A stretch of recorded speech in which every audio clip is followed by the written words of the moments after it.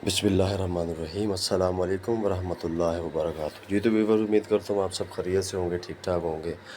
आज हम हाज़िर हुए हैं फजल टेक की तरफ से एक नई वीडियो के साथ। आज का टॉपिक ये ऐप है पिक्सल लैब। आज के टॉपिक में मैं आपको बताऊँगा कि इस ऐप में आप कौन कौन से एक्टिविटीज़ जो हैं, कौन कौन से काम इस ऐप के ज़रिए कर सकते हैं।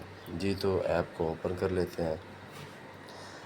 सबसे ऊपर आपको थ्री डॉट्स, ये नीचे लेयर्स हैं, डिज़ाइंस हैं कि आप किस डिज़ाइन के ऊपर एडिटिंग करना चाहते हैं। ये सारे डिज़ाइंस हैं, ये आपको शो करवा देता हूँ। पेज डिज़ाइन हो गया, ओके ओके। उसके बाद ऊपर आपको थ्री डॉट्स नज़र आ रहे हैं, उसमें जाएंगे इमेज साइज़, कस्टम आ गया। सबसे नीचे जो है ऊपर स्केयर होता है चारों तरफ से बराबर। जिस तरह आप कोई प्रोफाइल पिक्चर बनाते हैं, दूसरे नंबर पे प्रोफाइल पिक्चर स्केयर, साथ स्केयर लिखा हुआ है, ठीक हो गया कि प्रोफाइल पिक्चर का ये साइज़ है। फेसबुक प्रोफाइल पिक्चर, ट्विटर, जिस भी सोशल अकाउंट की आप प्रोफाइल पिक्चर बनाना चाहें आप बना सकते हैं, ठीक हो गया। दोबारा से जाएंगे, अगली ऑप्शन देखते हैं कौन सी है। यूट्यूब चैनल बैनर, जो यूट्यूब का आपका चैनल है उसके ऊपर जो कवर पिक्चर है ये उसका साइज़ है। Banner, YouTube channel banner size, again जाएंगे। उसके बाद कस्टम यूट्यूब थंबनेल, जो आप अपनी वीडियोस अपलोड करते हैं आपको उसके लिए ज़ाहिर सी बात है थंबनेल बनाना पड़ता है। थंबनेल बनाना बहुत ही ज़रूरी होता है।